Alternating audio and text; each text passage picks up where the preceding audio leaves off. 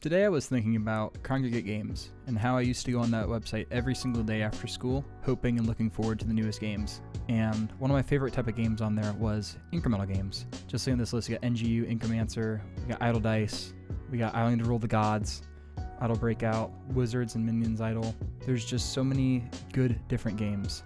And these are just the one category of games. Now what I want to do is click over here, click on Recently Played Games. You can see the last games I played back in, my goodness, back in 2018 or 17 or however long ago it's been. It's been a very long time.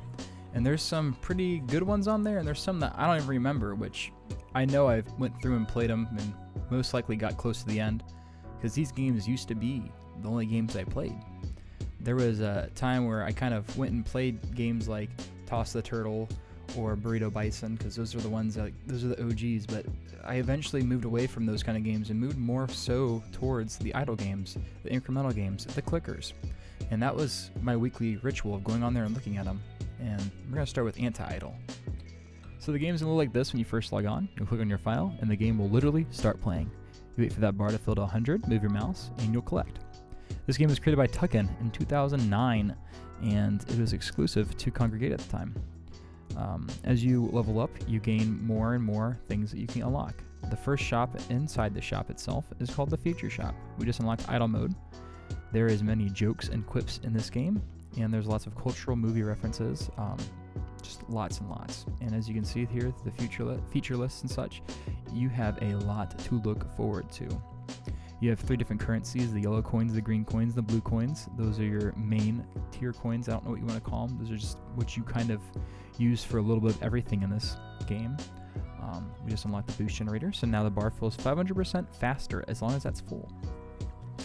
And we're getting ready to unlock the garden. So just like any kind of standard idle game that we can think of as of today, you plant a tree, wait for it to grow, you harvest the fruit, and there you go. It reminds me of that one game on Facebook where you kind of were cooking things. You kind of had your own restaurant on there, and you make some dishes, and you had to wait for it to be done. You logged in a couple hours or whatever. My mom used to play that all the time, and that's crazy to think that that was kind of this generation of time. You know, Facebook games. We had like the Mafia game and that kind of stuff, and that's what you're dealing with around this time era, is kind of some of those. And this game might have even before those. I'm not quite sure. The progress bar itself has upgrades. You click on that, and there's that on top of the boost generator. And now we're inside the arena. And the arena has a lot to it. There's skills for strength, dexterity, magic. There is items you'll get to craft, which I'll show you here in a little bit once we unlock it. There's a lot. The map is really big. I wish I was able to show it, but I'm not going to unlock it in this playthrough. Here's the skills, as you can see on the top, all those different bars. And each one has so many different little things to it. It is really kind of a genre-breaking game at the time. I don't really think there's any other game that was like this, other than, of course, RuneScape, but that's a totally different breed. There's daily rewards for the arena. It was something else. It really was. And I never would have stopped playing this game if I probably didn't lose my save. That was probably my first gut punch, because I had spent so many summers playing this. And as you can see right there, there is pixels that you unlock now from the arena. There are crystals that you get from the arena, and career XP that you can spend. And it keeps going on. It's so much that you get to work with. So if you like grinding games, this game is a grind. But yeah, I lost my data, and then of course, as I got older, I was able to afford better computers, so I got new computers, and I used to actually save my Firefox data or my Google Chrome data, whichever one I was using at the time, because I kind of bounced through a lot of them. I was homeschooled, so we went from Firefox to Chrome to this and that, back and forth, and there was a lot going on today. And I actually make a mistake here. You're going to put a enhancer on my weapon. So what you do is you click on it, and you put it on the one that you want, but you can't put it on the weapon you have equipped. So I was trying to put it on there. I think I might have ended up putting it on there. I'm not quite sure. But I did unequip my weapon. So now the blob has to beat itself against me until it dies. That's a little funny. But there is just so much to this. There's the button machine, but let me see if I can find it on the wiki. After the button, we're going to get the money printer. We're going to get the arcade. We're going to get the stadium. We're going to get Tucken FCG, which is a card game. There's the LOL market. And I just got a perfect right there. And there's fishing. I got up to the Tucken the LOL market. I never got to Awesome Adventures in Fishing. Sorry, there was Awesome Adventures too. I don't know what that even is. But I got so far in this game, and when I lost my data, it literally crushed me. But this game is amazing. It's an OG.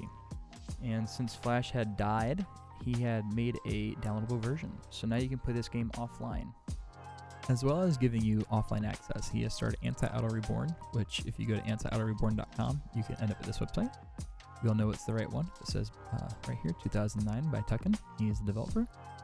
He is doing a mobile port that's coming soon.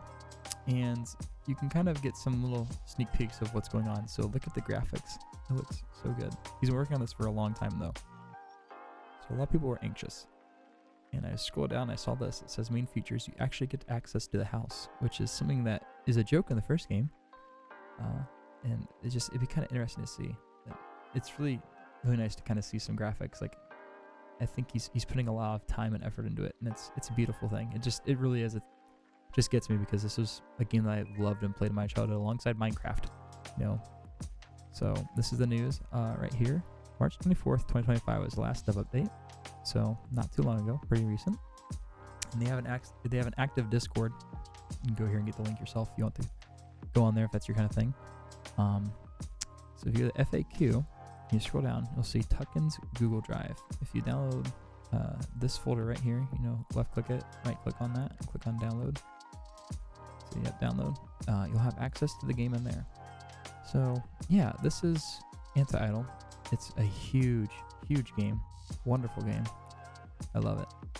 And I hope that if you've never played it before, perhaps you'll give it a try and see what you think. If it's dated. I'll say it's dated, but it's a 10 out of 10, but we've also been spoiled a lot, so I can understand if it's not to the standards that some people have. But this would become the inspiration for games like NGU and Idling to Rule the Gods and those kind of games. So it's amazing.